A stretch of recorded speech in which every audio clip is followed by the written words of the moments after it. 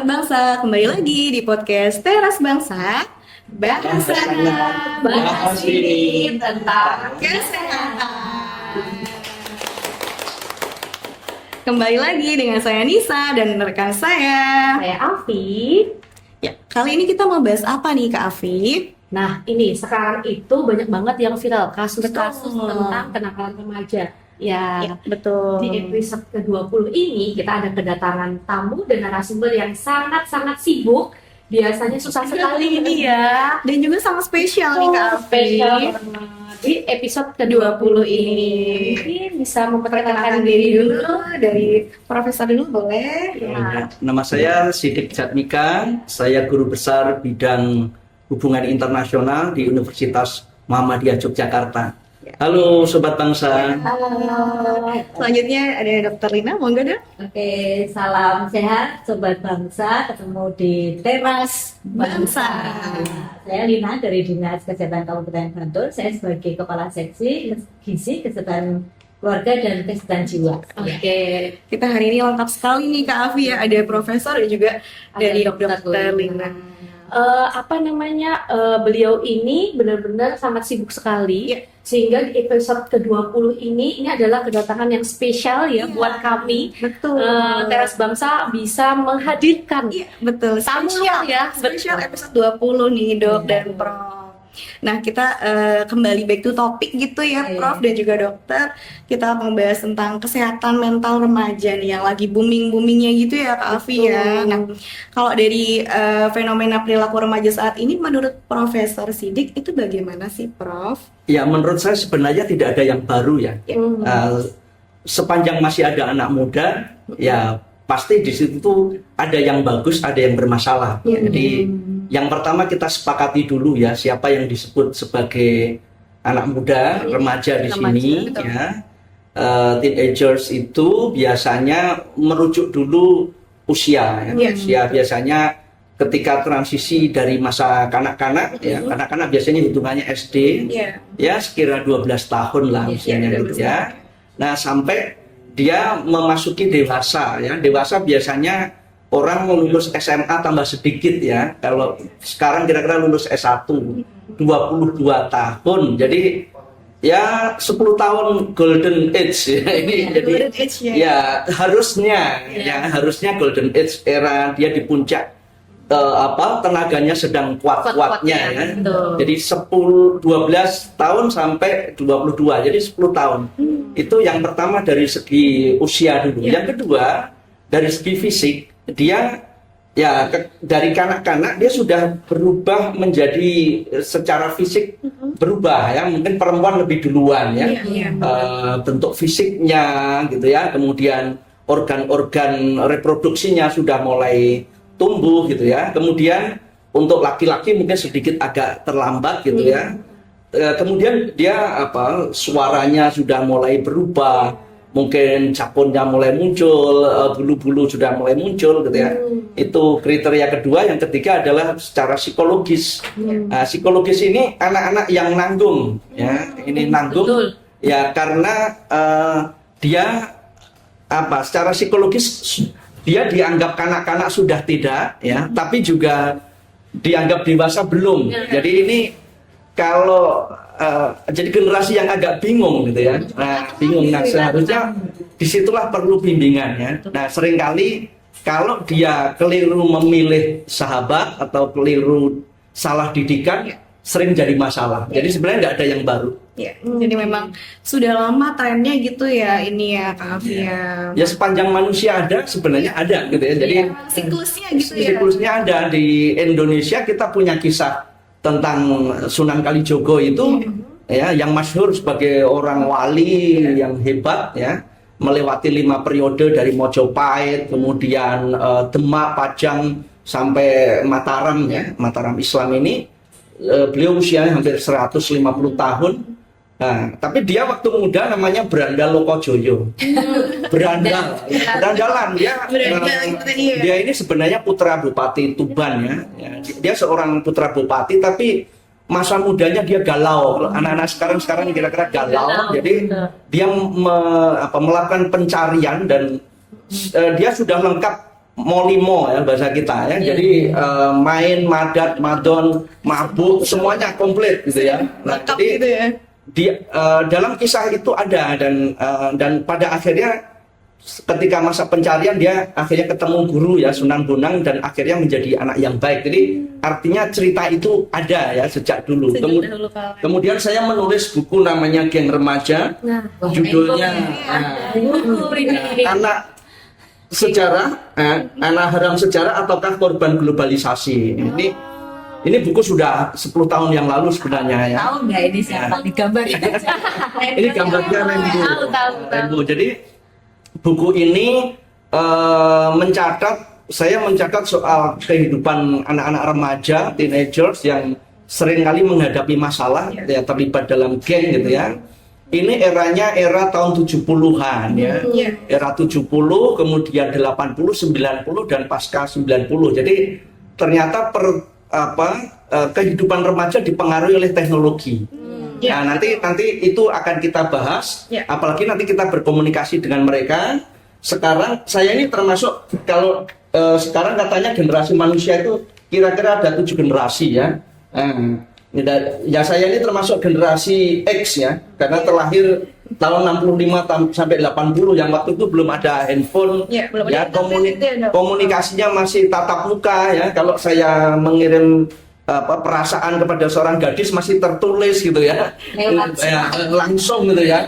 Nah, sementara mungkin sebagian Anda ini milenial ya yang terlahir antara tahun 81 sampai tahun 90 ya. Di situ teknologi sudah mulai agak ada tapi belum penuh gitu ya. Nah, sekarang yang kita bahas itu rata-rata Gen Z ya. Iya. Terlahir tahun 97 sampai 2012. Ini sudah ya dia udah banyak teknologi ya sehingga mungkin pola komunikasi tatap mukanya ya, mulai agak berkurang. Saya kira begitu ya. Nanti biar Bu Dokter yang menjelaskan. Ya. Oke, baik. Ya, jadi kayaknya Prof. Ya. Sidik lengkap ya, sejarah-sejarahnya pun sudah dikupas tuntas. Nanti editor tolong ya ini dicantumkan di atas. Oh, ada ya. Geng remaja. Ya. Ada buku. Alhamdulillah ini buku saya baru menulis buku Iya. 90 judul. Oh. Nah, dan ini kira-kira buku saya yang Berapa, Prof? ini buku yang ke-60. Yang mana? Nah, ini sekarang 10 tahun yang lalu. Ya, oke. Kalau bisa link Shopee-nya langsung diklik ya. Kita nggak boleh keluar nih sebenarnya ya. Aduh, sekarang ini ya. Ya, oke, silakan. Ya. Ya, terima kasih ya Prof. Kita dijelaskan tentang sejarah-sejarahnya, usia-usianya, remaja itu seperti apa. Ya, betul. Nah, sekarang dari sudut pandangnya Dokter Lina ya, karena Dokter Lina ini di bidang kesehatan, betul ya Dok? Iya. Ya. Bagaimana sih Dok untuk fenomena perilaku remaja itu sendiri kalau menurut Dokter Lina? Ya, jadi tadi panjang lebar Iya. dijelaskan ya, Betul. tapi kita jadi tahu ya, oh dulu Iya. itu ternyata juga sudah ada dan Sudah ini ada. berkelanjutan. Tapi kalau kita lihat di era-era yang sekarang ini ya, kenakalan remaja itu semakin bervariasi ya. Betul. Bervariasi dan banyak sekali hal-hal yang baru Iya, gitu ya. Itu betul, mungkin betul. salah satunya adalah pengaruh dari teknologi Betul. ya. Teknologi. Jadi informasi kalau dulu kan mungkin nggak dengarnya kejadiannya kapan Iya, gitu ya. iya. Tapi Harus sekarang juga kan waktunya. informasi sangat cepat sekali dan Betul. ini akan berpengaruh sekali terkait dengan fenomena perilaku yang negatif terutama ya yang ada di dunia remaja seperti itu, sehingga akses hal-hal yang baik buruk mau jelek itu semuanya sangat cepat diakses oleh remaja dan ini pengaruh dari teknologi itu dari sosial media terutama saat ini ya pasti ini akan sangat berpengaruh terhadap pikiran, perasaan, perilaku dari remaja sehingga kasus-kasus tadi yang disampaikan Mbak Afi, Mbak Lisa tadi juga merupakan salah satu dampak ya jadi kayak misalnya perilakunya tawuran kemudian kasus kesehatan jiwa itu juga meningkat bullying, seks Betul. bebas itu kan semuanya meningkat ya kemudian juga kecanduan game seperti itu brain rot itu banyak sekali dan ini semuanya tidak hanya satu faktor yang menyebabkan tapi banyak faktor multifaktor yang menyebabkan perilaku remaja ini menjadi darurat kalau menurut saya khawatiran kita bersama seperti itu gitu. Ya, karena tadi gadget pertama ya, Iya. Dok ya, gadget, internet gitu ya. Kalau kita milenial tuh kayak tengah-tengah gitu ya, Prof. Ya, nggak jajan yang penting kuota penuh. Sekarang tuh HP-nan semua, anak-anak SD aja udah bisa Betul. bisa akses. SD pra-TK saja sudah bisa main game itu. Iya, nyanyi-nyanyi itu. Nah, kayak ini ya dok, kayak yang kasus yang viral kemarin itu Yang kemarin sempat di viral. Bantul itu sudah ada yang sampai meninggal Iya, dunia. betul. Itu kasusnya itu yang saya dengar itu adalah saya juga ngeri ya melihat itu semua, ternyata kok ada yang melakukan sebegitu kejinya gitu ya. Dan itu kasusnya di Bantul. Nah, Iya. sekarang kan ini sesuai dengan apa namanya Tema kita lokasi ya, gitu ya. lokasi dari dinas kesehatan Bantul gitu ya. Dari tanggapan itu Dokter Lina bagaimana ini? Jadi kematian remaja ini kan jadi kita agak miris ya. Iya. Kenapa kematian remaja kalau kecelakaan itu banyak Iya, banget kasusnya kan, itu juga pengaruhnya salah satu di perilaku yang tidak baik ya di situ, karena kewaspadaan turun, mungkin akibat alcohol abuse, drug abuse dan lain sebagainya. Tapi kalau yang kasus kemarin yang viral tidak hanya di Bantul sebenarnya ya, sebenarnya banyak kasus kan, tapi kemarin kan yang akhir-akhirnya adalah bagaimana ada seorang kasus remaja yang meninggal Iya. akibat dikeroyok, Iya. dibully, Betul. kemudian ada kriminalitas Iya, di situ, betul. yang 1 lawan 7 ya. Nah, Masya itu kan berarti menjadi tanda tanya kenapa bisa terjadi Iya. seperti ini, ada Iya, faktor betul. apa, kenakalan remaja ya. Betul. Betul. Nah, kenakalan remaja ini kan tidak murni karena hanya anak-anak itu nakal, tapi pasti ada sesuatu di balik itu. Ada penyebabnya gitu Iya, ya. penyebabnya kan pasti ada ya. Tadi kalau Prof bikin geng remaja, nah ini mungkin salah satunya adalah geng remaja tadi. Kalau kita punya suatu circle, Iya. dan apalagi di dunia anak remaja, Betul. kalau kamu keluar dari circle ini berarti kamu jadi musuhku. Oh. Jadi seperti itu ya. Iya, iya. Nah, jadi Benar-benar. terus kemudian ada persaingan antar geng Geng, remaja geng. seperti Iya. itu ya. Terus kemudian tadi kalau Prof sudah menyampaikan tahapan perkembangan Iya. pertumbuhan ya. Nah, salah satu yang menjadi perlu kita pahami bersama, terutama juga remaja ya. Jadi remaja itu kita di otak kita itu ada area limbik yang mengatur emosi. Kemudian kita juga bisa mengambil keputusan ya. Kita harus bisa mengambil keputusan. Nah, pengambilan keputusan di area otak itu di prefrontal ya. Dan itu baru matang itu di usia 20 tahun. 20 tahun ke atas. Berarti masih labil ya. Masih labil. Jadi ada ketidakseimbangan antara tadi fungsi limbik yang belum sempurna, kemudian juga area prefrontal tadi yang dimana dia belum bisa mengambil keputusan, akhirnya apa, ikut-ikutan. Iya. Jadi circle-nya melakukan apa, dia akan terintimidasi untuk melakukan hal yang sama. Nah, ini juga menjadi faktor ini kenakalan remaja kenapa marak gitu ya. Dan geng-geng itu kan banyak. Iya. Kasus Lite dan kasus Iya, ini mungkin kalau sampai Nyun Sewu ya meninggalnya itu karena sampai kekerasan yang sangat berat, misalnya ditindas, kemudian dipukul sampai benar mati, sampai ini kan berarti ada dendam yang sangat terpendam, Iya. dan itu baru dilampiaskan secara impulsif pada saat kejadian. Nah, itu yang perlu kita kendalikan. Bagaimana anak-anak ini berarti belum bisa mengendalikan secara emosional maupun tindakan impulsifnya kan seperti itu. Tadi masih labil tadi. Iya, labil betul. tadi. Saya merinding loh jadi. Iya, saya juga merinding. Karena itu Itu namanya ababil. Galau itu ya. Anak baru labil. Oh, Ya. Ya, anak baru labil. Jadi seringkali ABG itu anak baru gendeng juga. Ya, karena memang saya setuju dengan itu ya. Jadi itu sebenarnya kan sudah tercatat dulu tahun 70-an. Rhoma Irama sudah ada lagu. Biasanya para remaja berpikirnya sekali saja tanpa menghiraukan akibatnya. Ya, memang sebelum usia 20 tahun dia belum. Jadi begini, sesungguhnya anak-anak itu kan karena dia masih kanak-kanak sudah tidak. Iya. Jadi dia harus menunjukkan diri ya, show off gitu ya. Sebenarnya dia ingin diakui eksistensinya. Betul. Nah, kalau dia anak pintar, anaknya orang kaya gitu kan, ya dia bisa menunjukkan nilainya bagus gitu ya. Kendaraannya bagus, perlente gitu ya. Tapi kalau sekolahnya favorit gitu ya. Cuma kadang-kadang ini kalau saya selalu berpikir anak-anak itu sebenarnya terlahir bersih. Iya. Ya, teori tabula rasa itu dia bersih. Iya. Dia menjadi apapun itu dipengaruhi pertama oleh lingkungan. Betul. Dan lingkungan paling kecil itu keluarga. Betul. Nanti ujung-ujungnya semuanya itu dari keluarga. Kemudian lingkungan tingkat kedua itu lingkungan sahabat karib ya, mungkin teman satu kampung gitu ya, setelah itu teman satu sekolah gitu ya. Nah setelah itu baru lingkungan global ya, lingkungan global itu mempengaruhi termasuk teknologi tadi. Jadi nah anak-anak ini sebenarnya perlu bimbingan ya, perlu pendampingan dari orang tua yang yang kokoh gitu ya. Nah jadi dia dalam kondisi dirinya belum stabil ya, dianggap dewasa ya belum, tapi dia ingin kelihatan dewasa, ingin diakui. Nah, kadang-kadang keluarga itu kurang mendukung. Jadi keluarga sakinah mawaddah warahmah itu mudah diucapkan ya. Jadi dalam bahasa kita sebenarnya teori namanya kelekatan ya, kelekatan. Jadi anak itu akan menjadi anak-anak yang tadi ya tumbuh dengan sehat atau tidak. Ring pertama pada keluarga ya. Jangan sampai anak-anak itu merasa misalnya fatherless ya. Ayah secara administratif ada, mungkin secara biologis ada, tiap hari bertemu, tapi belum tentu ya, bahasa kita bertemu dengan berjumpa berbeda. Mungkin tiap hari bertemu tapi belum tentu berjumpa. Ya, itu berbeda ya.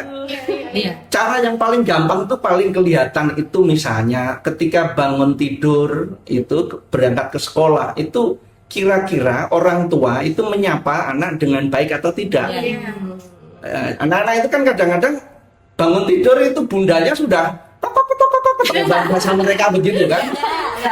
Udah harusnya kan ya bundanya kan yang harusnya kan menggembirakan, bangun tidurku terus mandi gitu kan, menyenangkan. Dia di rumah sudah senang dulu, ayahnya juga aduh anak tampan gitu kan. Ya, jadi anak cantik, jadi dia happy dulu gitu ya. Nah, nanti di rumah dia kalau misalnya ayah bundanya komunikasinya kurang bagus, itu anak-anak bisa membaca kok suasana batiniahnya. Nah, makanya harus dimulai dari keluarga dulu ya. Kita evaluasi dulu nanti dengan Dokter Lina itu pertama itu keluarga dulu, setelah keluarga baru lingkungan sekitar, baru kemudian nanti lingkungan global gitu ya. Kalau saya kan hubungan internasional fokusnya di global ya. Nah, jadi sekali lagi anak-anak ini sebenarnya perlu pendampingan dari orang tua. Nah, saya kira biar Bu Dokter yang menerapkan gitu ya. Ya ini ya kayak semacam gini ya Dok, kayak kan ada yang kalau bisa itu menikah itu setelah umur 20 tahun. Benar nggak sih Dok? Dewasa usia Nah, soalnya kan kalau di bawah 20 tahun berarti ada resiko-resiko yang tadi sudah dibilangin ya. Kalau kita tuh belum siap gitu ya. Umur sekarang ada yang umur 18 tahun, mohon maaf gitu kan, ada yang sudah kebelet pengen nikah.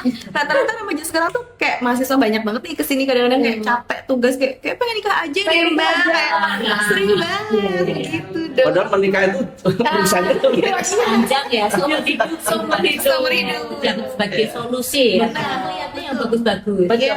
Di sosmed lihatnya yang bagus. Betul ya. Berarti benar ya penjelasan dari Prof. Sidik sama Dr. Lina, ternyata memang dari keluarga dulu, kemudian nanti akan luas lingkungan gitu ya. Oke.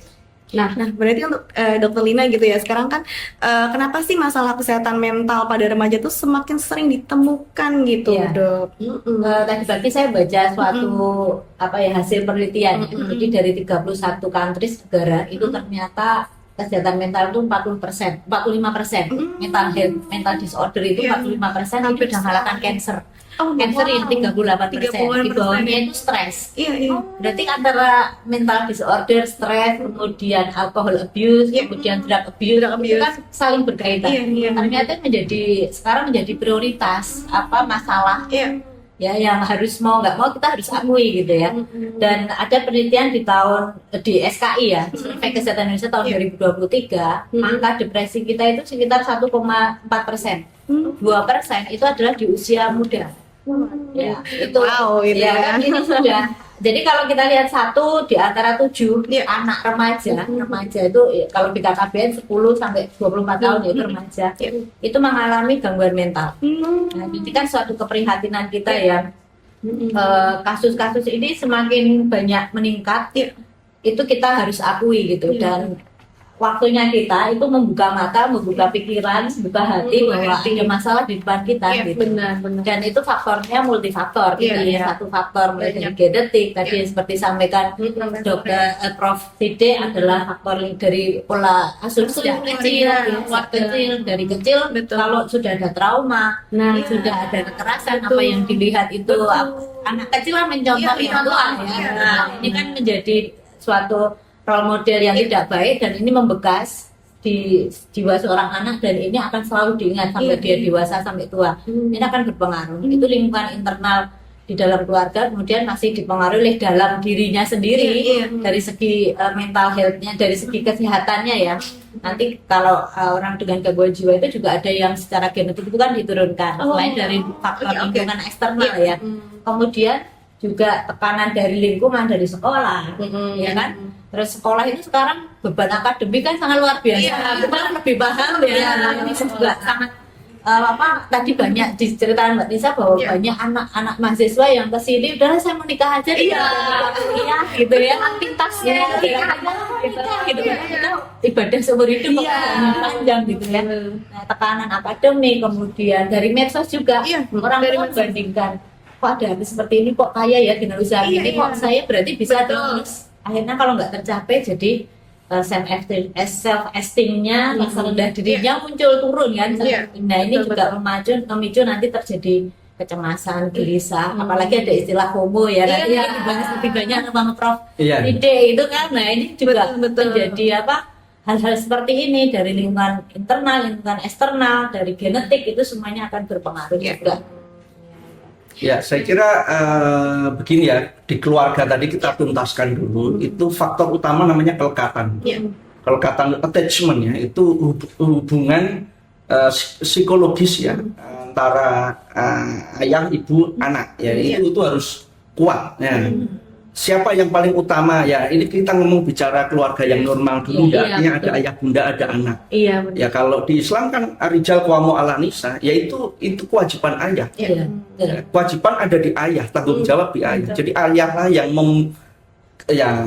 moga-moga ayahnya tiap hari di rumah. Kalau ayah LDR ya, nah ini kan perlu hal yang khusus. Karena itu yang penting adalah sebenarnya kuantitas itu penting, tapi kualitas penting. Tidak ada jaminan yang tiap hari berjumpa dengan ayahnya, kemudian kalau katanya tinggi. Tidak. Ya, walaupun ayah Anda jauh, tapi kemudian ada komunikasi digital, harusnya bisa mendekatkan yang jauh. Nah, yang penting itu adalah kalau ketika dekat itu kontak fisik itu penting ya. Yang namanya cium tangan, cium kening, dipeluk itu penting ya. Dan saya kira itu harus bermula dari suami istri dulu. Jadi ya suami dan istri kan sudah sah gitu. Itu di depan anak-anak harus ditunjukkan.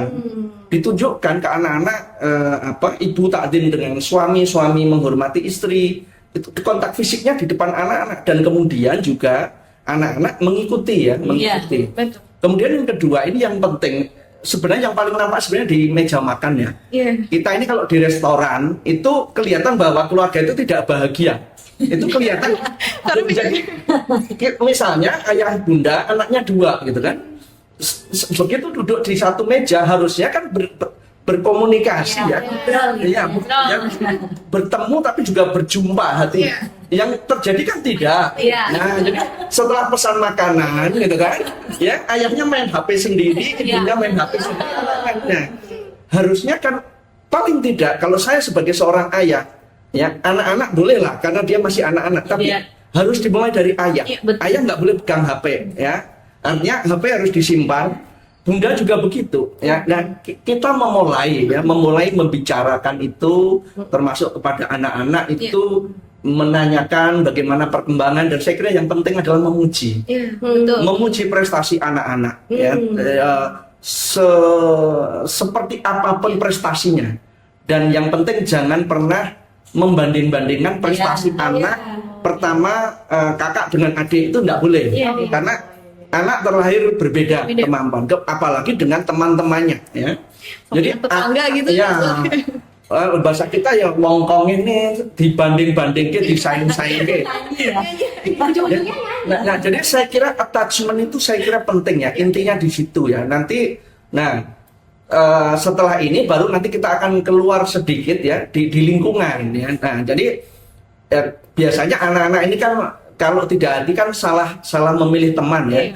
Betul. Nah nanti sebenarnya geng remaja itu bentuknya bermacam-macam ya. Jadi ada geng remaja berbasis sekolah, ada berbasis luar sekolah, dan berbasis kampung. Ya, tapi sekarang sebenarnya kalau di Indonesia ini berbasis kampung sudah mulai berkurang. Jadi betul. Perkelahian antar kampung itu kan generasi tahun 70-an. Itu ketika orang masih naik sepeda. Ya, jadi di buku saya jelaskan tahun 70-an itu teknologinya orang transportasinya masih sepeda BMX. Maaf saya manggil pakai nama merek ya. Tapi sebenarnya jadi anak-anak itu kemana-mana, kalau anak-anak muda itu show off itu siapa yang bisa ngetrail lebih hebat. Jadi itu masih era perkelahian antar kampung. Nah, tahun 80 itu teknologinya sudah sepeda motor ya, sepeda motor. Ya, sepeda motor itu perkelahiannya sudah mulai agak masif ya, karena mobilitasnya lebih tinggi. Nah, jadi betul. Jadi biasanya pemimpin geng remaja itu adalah dua kemungkinan. Kalau nggak ada anaknya orang kaya, karena orang kaya berarti bisa beli motor yang cc-nya lebih besar. Betul. cc lebih besar itu mobilitasnya lebih cepat.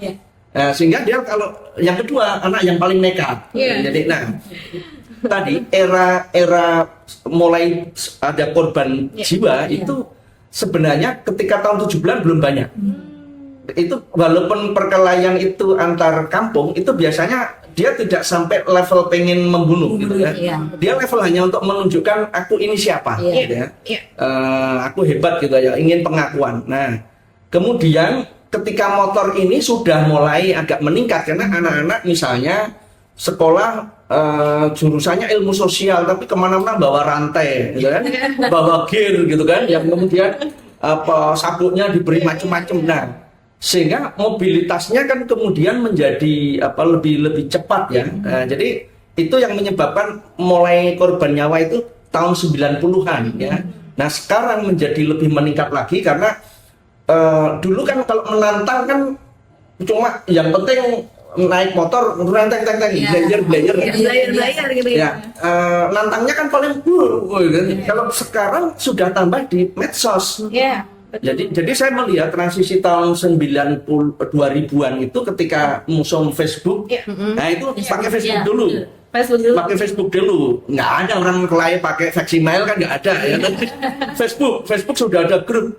Jadi mereka udah pamer nama grup saya namanya ini terus mulai nantang-nantang gitu ya, karena bisa posting ya. Nah, kemudian mulai meningkat lagi ketika sudah mulai ada TikTok, ada yang live ini. Jadi kelahi pun itu di live kan oleh jadi biasa ya. Begitulah nanti ya, itu teknologi mungkin Bu Dokter bisa menambahkan. Nah, ini nih kan tadi sudah disebutin ya, ternyata memang sekarang banyak banget tontonan terus segala macam yang sudah bisa diakses dengan lebih cepat kayak gitu. Nah, sekarang karena ini Dokter Lina itu kan selaku seksi gizi kesehatan keluarga dan jiwa, kan banyak banget tuh saya menemukan bahwa di di bagian selatan ya, salah satu itu ada praktek yang itu banyak sekali antriannya anak muda. Tapi memang benar dok, dia dokter jiwa gitu.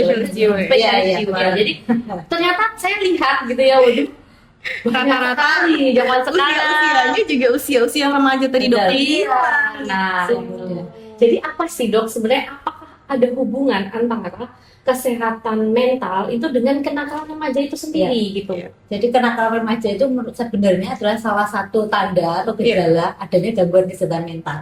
Berarti berhubungan gitu ya? Masih berhubungan. Kenapa terjadi kenakalan remaja tadi sudah banyak disebutkan oleh sampaikan Prof ya. Jadi mereka kan butuh perhatian, butuh merasa diterima di lingkungan tertentu gitu kan, butuh mengeksistensikan diri, menunjukkan siapa saya gitu kan. Sebenarnya kan di dalam innernya dia, sebenarnya dia butuh ada masalah bahwa sebenarnya saya itu butuh diperhatikan, saya butuh kasih sayang. Tadi kalau masalahnya mungkin bisa dari keluarga ya, seperti itu. Jadi apakah ada hubungan? Pasti ada hubungan gitu. Apalagi kalau ini diperparah dengan apa, drug abuse, ya penyalahgunaan narkoba, alkohol, merokok itu kan kecanduan ya. Iya, Itu adiktif tapi beda dengan narkoba atau drug gitu ya. Nah ini kan kalau sudah kecanduan alkohol, kecanduan obat, ya merokok dan lain sebagainya, lingkungan tidak baik, pasti ini akan meningkatkan tadi ya gangguan mentalnya tambah parah sampai ada orang akibat drug abuse bisa halusinasi, bisa mungkin bunuh diri, self harm dan lain sebagainya gitu.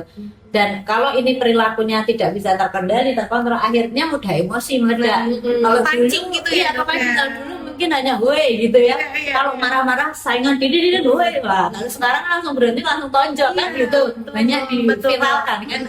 Ini kan perilakunya sudah sangat impulsif sekali, dan di situ pasti ada gangguan mental yang sebenarnya itu tidak terdeteksi. Jadi sekali lagi bahwa kenakalan remaja itu adalah tanda bahwa seorang remaja itu punya masalah kesehatan mental. Iya, berarti ada hubungannya ya. Iya. Betul. Soalnya juga ada juga yang menyakiti diri sendiri Betul, juga. self harm ya. Nah, itu kan sekarang banyak banget tuh. Oh, Self harm itu ada dua indikasi ya.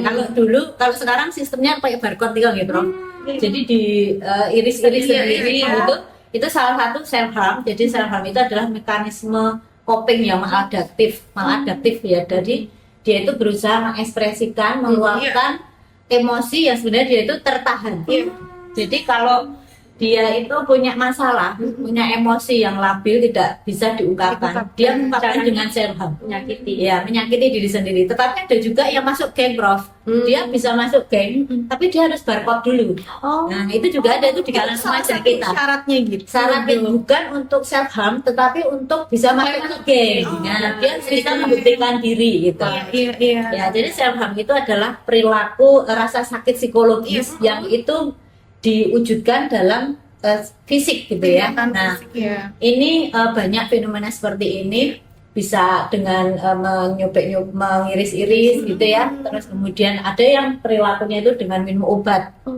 Obat yang bisa untuk turun panas itu tapi dalam jumlah yang besar. Nah, atau dia dengan menggunakan mengeremas-remas garuk-garuk sampai rasa sakitnya itu muncul lega. Jadi kalau mereka sudah melakukan self harm itu lega rasanya. Jadi ini adalah ini sebagai ekspresi tadi yang tidak bisa terucapkan secara verbal. Nah, itu yang banyak terjadi. Fenomenanya ke usia yang lebih muda. Jadi mereka anak-anak remaja yang SMP kelas 1 pun banyak yang melakukan. Kok tahu dari mana? Dari medsos, Prof. Ya, kenapa terjadi? Ya dari ada tekanan banyak dari internal, eksternal, tekanan akademik, lingkungan sekitarnya, dari orang profesor tadi bilang seperti itu. Nah, tadi kalau Dok Lina kan sudah self harm itu tadi. Nah, kita mau tanya nih secara sisi akademisnya, Profesor, kayak tadi ada FOMO gitu ya, Kak Afi. Nah, FOMO itu gimana sih, Prof, dari sisi akademisnya? Ya, FOMO itu kan sebenarnya pengen diakui aja, rekognisi kan, pengen diakui. Makanya saya selalu bermula dari keluarga dulu ya. Jadi jangan sampai ada istilah di jalanan kami menyandarkan cita-cita karena di rumah sudah tidak ada yang bisa dipercaya. Ya, Ini kayaknya suami saya asli ya. jadi Ini keluarga banget. itu penting ya. Jadi tolong ayah bunda itu ke anak-anak itu anak-anak harus merasa nyaman di rumah. Betul. Prestasi berapapun jangan pernah dikecam. Itu penting ya. Jadi anak-anak selalu disemangati ya pertanyaan soal kamu di mana dengan siapa, tadi berbuat apa itu penting memang harus ditanyakan ya, harus gitu ya. Ya, itu pertanyaan standar tapi harus selalu disampaikan sehingga anak-anak juga merasa terkontrol ya. Yang mungkin anak-anak kadang-kadang agak sebel juga tapi harus dikasih tahu. Nah, ini bagian dari tanggung jawab kita sebagai orang tua. Karena kalau ada apa-apa gitu ya. Nah, kemudian yang kedua, ketika dari rumah itu sudah hangat, harapan kita di luar itu lingkungan, kemudian terutama saya mengatakan lingkungan sekolah dulu ya, karena geng remaja itu sebenarnya bermulanya kan dari sekolah dulu ya. Jadi mohon maaf ya, cara orang menyebut sekolahan itu ternyata berkonsekuensi. Jadi nanti mohon maaf, tingkat kemunculan geng remaja itu terutama di sekolahan itu dipengaruhi oleh sebutan-sebutan. Jadi mohon maaf, misalnya sekolah SMU dengan SMK. Oh iya. Itu Iya. persoalan itu. Iya, iya. Jadi Relate, ada seolah-olah bahwa SMU lebih unggul daripada SMK. Kemudian yang kedua, negeri dan swasta. Iya. Ya, jadi yang negeri seolah-olah lebih unggul daripada yang swasta. Balik sekarang, Prof. Ya, enggak, Swasta. iya, tapi kan itu, loh, saya dosen swasta, loh. Jadi artinya orang kan selalu mengatakan negeri kadang-kadang ya lebih bagus ya. Iya. Aku udah profesor, aku udah universitas swasta itu terbaik di nasional juga sebelum Iya. besar, tapi tetap orang awam mengatakan negeri lebih bagus gitu. Jadi Iya. sebutan negeri swasta, SMK dengan SMU. Kemudian mohon maaf di Jogja ini ada istilah sekolah dalam ring road dengan di luar ring road. Jadi ya kalau anak-anak di dalam ring road itu namanya gendro kota. Ya gendrot. Nah kalau anak-anak di luar ring road namanya gendis, gendro desa. Godes ya. Ya, gondrong desa dan mental desa. Jadi Anda bayangkan kalau saya seorang siswa gitu ya, saya siswa sudah tidak negeri, saya swasta gitu kan. Kemudian saya SMK gitu kan. SMK swasta di luar ring road. Wah, itu kan enggak. Jadi kalau pertanyaan kenapa terjadinya di Bantul gitu kan. Dan Bantul pun itu rata-rata sudah agak selatan gitu. Iya, Jadi selatan. karena apa? Dia saya akan sebutkan ya, misalnya sebutan-sebutan kampus-kampus SMA yang biasanya makin dia pinggiran ya, itu ada Prambanan titik-titik gitu kan, ada Piungan titik-titik gitu kan, ada jadi yang dekat sawah gitu kan, depan belakang sawah gitu kan. Jadi semakin dia makin periferal itu makin dia harus makin menunjukkan eksistensi. Nah, ini penting ya. Guru-guru juga begitu. Guru-guru tolong ya, nanti bedanya IPA dengan IPS gitu kan. Jadi Dapat bedaan lagi. nah, jadi gini loh, guru itu jangan hanya fokus pada murid-murid yang berprestasi dalam konteks itu otak kiri ya. Nah, kan ada beberapa anak yang otak kanannya lebih kuat. Betul. Nah, ya perempuan juga sama. Karena ada yang perempuan juga kan gitu. Nah, maksud saya ini saya kira guru-guru BP ya, bimbingan penyuluhan, kepala sekolah itu juga harus difahamkan. Kita jangan harus memahami masing-masing anak punya keistimewaan gitu ya. Nah, jadi tolong semua dihargai sama gitu ya. Itu silakan dulu. Betul. Nah kan juga ini Prof, ada juga yang anak zaman sekarang itu kayaknya kalau misalnya sudah mentok gitu tiba-tiba jadinya bunuh diri. Iya. Nah itu ini nih seberapa serius sih ini di saat fenomena ini gitu ya, soalnya viral lagi kan, ada yang cuma dekat jembatan nanti bunuh diri kayak gitu. Nah itu banyak yang terjadi. Bahkan beberapa kali juga kayak di kasus di wilayah puskesmas gitu ada juga yang karena bunuh diri dan lain-lain lah. Itu tuh kan apakah termasuk di fenomena ini gitu, Prof? Ya, jadi gini, ini kembali ya tadi ya datanya ya, kesehatan mental di Indonesia itu sudah menjadi isu kritis. Jadi diperkirakan 28 juta dari 280 juta. Jadi 10%. Wow, 10%. Penduduk Indonesia itu punya masalah mental ya. Salah mental. Ya. Itu 10% kalau rata-rata. Ternyata remaja itu 34,9. Iya. 35%. Jadi ini yang tingkat potensinya jauh lebih besar ya. Kalau rata-rata 10%, remaja itu 35%. Dan bahkan kasus bunuh diri ini itu kalau di seluruh Indonesia itu rata-rata setiap bulannya ada 100 kasus anak-anak mencoba bunuh diri. Anak-anak Ya bukan maksudnya remaja ya, maksudnya teenagers tadi. Nah, 35% tadi jadi begini, kita harus menyadari secara sosiologis tadi kelekatan antar masyarakat itu kan berkurang. Ini pergeseran dari masyarakat paguyuban. Paguyuban itu terbiasa berkomunikasi face to face ya, berhadapan langsung, akrab, saling kenal gitu kan, sehingga orang tidak merasa loneliness ya, tidak merasa sendiri. Nah, benar. sehingga dia ketika ada sesuatu ada dukungan sosial. Ya, ada yang bertanya, Nah, sekarang ini dengan pertumbuhan teknologi digital, ya, orang kemudian bergeser ke masyarakat namanya paten bayang. Ya, orang sudah sibuk dengan dirinya sendiri tadi. Makanya mungkin setiap hari bertemu, tapi belum tentu berjumpa. gitu Ya, termasuk di dalam keluarga, di dalam teman-teman. Nah, karena itu banyak anak-anak yang kemudian, nah, kalau ekstrovert malah, sebenarnya ekstrovert itu malah enak karena kelihatan gitu loh. Ya, ekstrovert itu paling, mohon maaf ya, paling kalau anak-anak pengen diakui itu kerahnya dikeluarin gini gitu kan. Terus ini apa jasnya diplatrak-platrakin. Kalau di Jepang tuh cewek-cewek roknya dilipat supaya di Jepang itu aturannya rok harus di bawah lutut, tapi semua gadis di sana roknya dilipat supaya sampai kelihatan paha. Ya, sama di Indonesia sebenarnya. Sama ya. Bagi saya anak ekstrovert itu lebih lumayan lah karena kelihatan.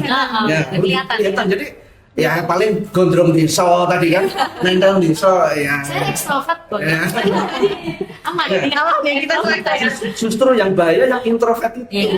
Tidak Karena terlihat. ya itu yang termasuk self harm sebenarnya. ya. Nah, jadi FOMO itu sangat berpengaruh ya karena banyak orang pamer, berarti kan tingkat persaingannya kan tinggi dan Anda harus tahu bahwa sebenarnya yang diungkapkan di media massa itu, yang difahami oleh massa itu namanya hiperrealita. Jadi kita sebagai penonton termasuk remaja itu melihat fenomena itu seolah-olah sosok yang sempurna. Misalnya sekarang orang nontonnya K-pop ya. Artis K-pop itu kutilang, kurus tinggi langsing, terus kemudian bahagia terus gitu. Anda tidak tahu bahwa mereka itu sebenarnya juga menderita gitu kan. Untuk tampil langsing kemudian bisa tersenyum di depan umum itu dia kehilangan masa remaja macam-macam dan sebenarnya tidak seindah gitu loh. Ya. Kalau saya kan dari luar tidak kelihatan indah ya. Saya kan lebih banyak handsome-nya gitu kan. Nah, tapi kan, yang kasus-kasus sekarang FOMO itu kan mereka melihat lingkungan itu mungkin seumuran mereka kayaknya sukses ya gitu kan. Termasuk yang ada di medsos itu kan sebenarnya flexing ya. Flexing itu tipuan, mohon maaf ya. Orang pulang haji pamer beli gelang dari Sabang sampai Merauke. Itu aslinya itu emas palsu sayangku. Orang sekaya-kaya orang Indonesia itu paling banyak 5 juta lah beli emas. Untuk beli segini, jadi yang asli paling hanya 5 juta. Itu yang lain itu palsu. Cuma orang awam mengira itu kan emas beneran gitu loh. Itu yang namanya hiperrealita, yang FOMO itu juga menyebabkan ketika dia lihat di medsos orang pamer-pamer sehingga dia nggak bisa gitu ya. Nah, itu ya dia mungkin tekanan sosialnya lebih besar untuk namanya need of achievement ya. Dia ingin berprestasi tapi nggak bisa gitu ya. Nah, sementara kalau cuma balungan kere kan nggak bisa. Fenomena satu itu ya. Fenomena kedua itu tadi teman untuk berbicara tadi. Teman untuk mengungkapkan perasaan. Sebenarnya menulis itu bagus ya. Cuma anak sekarang jangan menulis. Jadi nulisnya pakai itu saya itu bisa. Ayo nulis mencatat itu nggak pakai gini, gitu kan? Padahal menulis puisi itu dulu sebenarnya adalah ekspresi. Ya seumuran saya itu kalau dulu lagu itu penyiarnya bertanya itu syair per syair itu dicatat gitu. Di malam yang sesunyi ini terus dicatat gitu. Jadi lagu gitu ya. Nah, itu memang lagu, klip lagu terus liriknya itu dicatat oleh kita di rumah dan itu kita merasa bahagia ketika diputar, kita ikut nangis, gembira misalnya. Judulnya apa-apanya dong gitu kan. Nah, itu genrenya gembira, kita mencatat apa-apanya dong gitu kan. Terus itu satu-satu terus jadi kita ikut gitu ya. Nah, sekarang kan tidak. Sekarang pola menulisnya agak berkurang sehingga dan kemudian juga ketika orang sudah asik dengan dirinya sendiri tadi sehingga dia itu tadi teman untuk berbicara ya. Jadi sebenarnya kuncinya satu, orang yang mau mendengarkan ya. Yang kedua, orang yang mau mengakui, rekognisi tadi ya. Nah, yang ketiga ini ya jangan lihat halaman rumput tetangga lebih hijau dari orang sendiri. Apalagi hiperrealita ya. Tidak membanding-bandingkan gitu ya. Berarti kalau begitu tuh ini ya, sebagai kita orang tua ya. Saya kan juga orang tua nih ya, masih anak satu ya. Kalau anak tua juga takutnya kita juga jadi pikir juga. Wah, takut juga ya. Betul, jadi pelajaran juga buat kita. Kalau menurut Dokter Lina nih sebagai orang tua itu bagaimana ya kita mewaspadai terkait kesehatan mental gitu dari Iya. orang tuanya sendiri gitu. Ya, jadi kalau sebagai orang tua, Mm-mm. ya yang pasti harus ada komunikasi terbuka. Betul. Ya, jadi sekarang orang tua itu nggak bisa diem aja. Iya. Anak itu harus dekat tadi seperti touching seperti Iya. itu ya. Tiap pagi, tiap Love time-nya harus keisi gitu kali Iya, ya. jadi dari kecil itu kalau nanti udah gede itu akan sulit untuk diisi ya. Iya, Jadi betul. dari kecil kan udah ada pola asuh yang bagus, ada perawatan seperti itu dan terbuka. Kalau sekarang orang tua kamu harus gini-gini terus, boy tuntut nggak akan masuk ke anak. Tapi kita harus bisa menjadi apa terbuka, menjadi pendengar yang baik. Mm-mm. Yang paling sulit adalah menjadi pendengar. Nah, iya. Kalau kita mendengarkan sama temen aja, kita pasti rasanya pengen motong. Iya, betul. Jadi sulit ya pendengar yang baik. Ini orang tua nih harus belajar. Nanti kalau ini targetnya kita Gen Z, Iya. milenial, yang akhir gitu, ya kita harus jadi pendengar yang Pendengar baik. yang gitu. baik ya. Pendengar yang baik, tiap hari bertanya. Bukan piye ulanganmu, kayak itu jangan ya. Gimana Berapa ulangannya gitu. ya kayak gitu. Iya. Terus jangan sampai kita itu pelit dengan pujian tadi sudah, Iya, tapi oke. juga mengungkapkan rasa kasih sayang. Betul. Oh. Jadi tiap hari kalau saya dengan anak saya bilang I love you, sayang adik, sayang kakak, sayang mbak, sayang mas, terus kemudian mohon maaf kalau mau tidur, oke ya. Terus mendoakan ya Prof, itu penting mendoakan. Justru doanya kalau kita sebagai orang tua, Mbak Afi yang putra anak satu gitu, doakan terus gitu kan. Pancing penting gitu kan. Nah, jadi di rumah harus suasana yang menyenangkan gitu, Hangat dan- hangat menyenangkan. Betul. Kita boleh anak kita itu harus berprestasi tapi caranya harus benar gitu kan, seperti itu. Kemudian perlu nih tanda kewaspadaan ya orang tua terkait dengan gangguan mental pada anak. Misalnya tiba-tiba anaknya moodnya swing gitu ya, Iya. berubah-ubah, kok tiba-tiba marah, pasti ada masalahnya. Coba sih dek di sekolah coba cerita hari ini ada apa kayak gitu. Iya. Kalau dulu pas anak saya masih kecil, Ade apa kabar hari ini? Saya pulang bisa sama saya, lari-lari perlu kayak gitu kan. Emang orang tua harus pintar-pintar Iya, gimana caranya caranya ya. Itu jadi anaknya hari ini ada apa gitu kan. Jadi ada komunikasi, kemudian ada quality time. Misalnya anak satu ya kualitasnya untuk anak satu. Kalau anaknya banyak berarti harus ada kualitas sendiri-sendiri. Oh. Itu penting ini kalau untuk orang tua ya. Iya. Nah, oke. Nah, ini kalau remaja jangan menutup diri juga. Ya, jangan menutup diri. Jadi kita pun harus open terhadap orang tua, ya tidak hanya kepada teman. Jadi harus ada timbal balik antara anak remaja dengan orang tua seperti itu. Dan orang tua harus tahu nih gejala-gejala kalau anak kita itu ada Nah. gangguan mental, Iya, tadi mood swing ya, berubah-ubah. Jadi orang tua juga harus peka Oh, gitu iya, kan. iya. Kalau misalnya perempuan baru pubertas ya kita harus lebih maklum gitu Iya, ya. oke. Apa sih ini kok tiba-tiba marah? Oh kamu mau head itu bisa jadi ya. Tapi harus kita kasih arahan Iya. gitu itu. Kemudian kalau dia tiba-tiba menarik diri, nah biasanya dia main sama si ABC. Kok dia Tiba-tiba, tiba-tiba diampiri kok nggak main? Kamu biasanya main, kenapa nggak main? Nah, Oh. pasti Itu udah ada sinyal-sinyal yang harus sinyal ya. Kemudian lebih banyak diem, mengurung diri, Mengurung diri. terus nafsu makannya berubah, nggak mau makan, gitu ya. Terus kemudian rawat dirinya jelek. Biasanya mau mandi atau mandinya rajin, nah ini kok tiba-tiba nggak mau mandi, 2 hari nggak mau mandi gitu kan. Kan ada yang remaja itu mengurung diri, dikunci dari dalam, nggak mau keluar, nggak mau interaksi dengan dunia luar gitu. Ya itu atau nangis sendiri. Nah itu kita harus paham seperti itu. Atau dia yang paling berbahaya adalah kasus bunuh diri ya. Di tahun kemarin kita ada 3 kasus di bawah 20 tahun ya. Di Banten itu yang bunuh diri. 2 kasus itu anak usia 14 sampai 15 tahun dengan backgroundnya orang tuanya itu broken home. Oh, nah. Ya ini kan broken home, terus dia kemudian ikut kepada kakek neneknya. Nah di situ, jadi dia kan secara psikologis dia kesepian, kesepian ya. Kemudian dia mau minta sesuatu, ada FOMO tadi, gitu kayak gini saya minta ke siapa gitu. Ya akhirnya terpendam semuanya, tidak bisa mengungkapkan, akhirnya timbul hidup bunuh diri. Jadi kan menarik diri, depresi, seperti sekolah yang satunya terkait dengan kenakalan remaja. Yang cowok ini meninggal karena terkait ada indikasi ke arah kenakalan remaja juga. Nah, itu juga circle-nya karena dia putus sekolah sebenarnya kurang bagus. Ya, akhirnya dua-duanya bunuh diri. Terus ada satu lagi yang dia usianya di bawah dia 19 tahun ya. Itu karena kalau katanya terlalu lekat dengan orang tuanya, ibunya kena kanker meninggal, dia bunuh diri. Jadi merasa kesepian juga. Nah, ini kesepian ini yang harus kita pahami ya. Kesepian konteksnya seperti apa dulu bukan gitu aib ya. loh ya. Ini Iya. sinyal loh. Sinyal, betul. Kesepian itu kalau saya merasa sepi, kesepian tadi medsos itu kita followernya banyak gitu Iya, ya. tapi belum tentu. Iya, like-nya banyak, follower Tidak banyak. menjamin gitu ya, Itu Dok. eksis validasi. Iya, Kayak validasi. artis-artis Iya. K-pop itu kan banyak yang bunuh diri. Iya. Padahal followernya banyak, Betul. prestasinya banyak, Betul. tapi bunuh diri karena loneliness, Iya. kesepian. Kesepian. Dia tidak mengakui depresinya dia simpan. Iya. Oke. Tidak bisa Masalahnya di mengungkapkan sini itu tidak ya. bisa mengungkapkan. Terus kemudian kalau saya ketahuan saya punya masalah mental, dia malu. Malu, betul. Ya, sehingga kita pun harus mengedukasi kepada Iya, masyarakat kalau ada hal-hal seperti itu, kesepian itu bukan aib, Betul. Iya. tapi ini sinyal Iya. yang Jadi harus mindset dikenali gitu ya, harus Iya. dikenali dan harus diakui Iya. sehingga dia merasa oh saya butuh pertolongan. Ini yang penting. Kadang orang itu merasa self pride-nya itu tinggi, Iya. dia nggak mau Nggak mencari mau mencari pertolongan. pertolongan, Nah, betul. itu yang menjadi masalah sekarang itu seperti itu banyak. Iya, betul. Karena memang semuanya berhubungan tadi ya, profesor sama dokter gitu ya. Nah, Ya kalau saya begini yang Iya.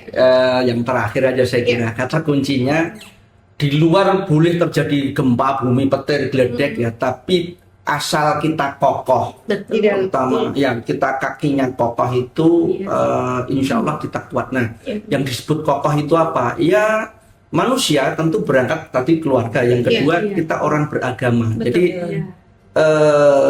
ketika gejolak jiwa itu kan sumbernya sebenarnya dari kalau orang Jawa disebutnya ning ya.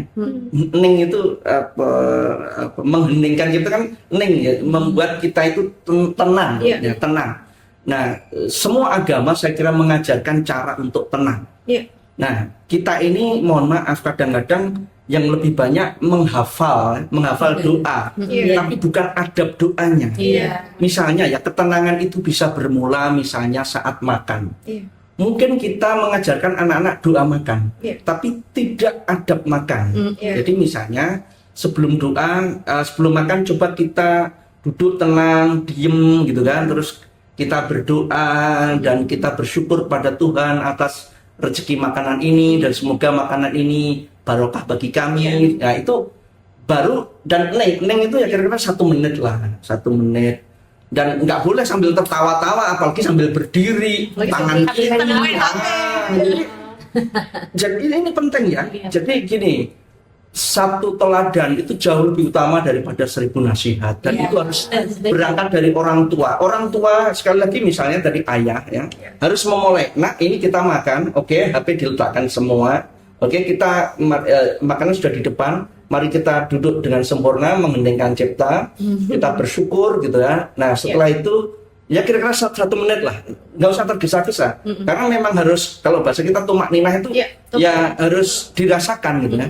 Termasuk cara makan juga ya. Jadi sebab kalau dia hatinya tidak riang tidak ya dia sedang bergejolak, itu perintah mulut dengan hati itu nggak nyambung. Itu tandanya gampang, lidahnya tergigit atau bibir tergigit. Itu sebenarnya koordinasinya nggak ada. Nah karena itu misalnya kita minum ya, minum ini kan biasanya yang agak kurang itu sebenarnya adab cara meminum ya. Orang Jepang itu makan mochi kecil gitu ya, tapi tetap harus diiris 3. Nggak ada orang Jepang diontal tuh nggak ada. Kita itu Semuanya Ya digoblak diontal, karena dia diajarkan sekecil apapun itu walaupun sekelereng itu tetap harus dibagi 3 dan makanya sedikit-sedikit gitu ya. Minum juga itu nggak boleh langsung blok-blok, itu kan iklan di TV. Blok-blok terus diletakkan tomat, enggak. Minum itu tetap harus 3 kali itu ada. Nah ini yang agak kurang ya. Saya kira ini penting ya, adab-adab tentang banyak hal ya. Karena itu akan tercermin di dalam sikap tenang ya. Ketika dia di rumah tenang itu insya Allah di luar itu anak-anak walaupun banyak godaan apapun itu juga kita nggak akan terpengaruh. kokoh ya. Kokoh. Nah ini saya kira pondasinya tetap di rumah. Ya, sekali lagi tadi anak merasa nyaman di rumah, jangan sampai di jalanan menyandarkan cita-cita karena di rumah sudah tidak ada yang bisa dipercaya.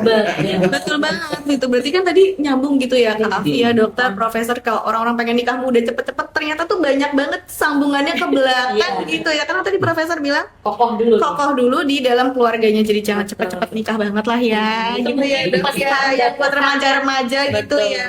Pesan-pesannya untuk kita yang Iya, sebagai orang tua betul. gitu ya, kepengennya punya anak yang tidak sampai ada kenakalan remaja gitu ya. Karena memang harusnya ini dulu ya, matang secara orang tuanya juga ya.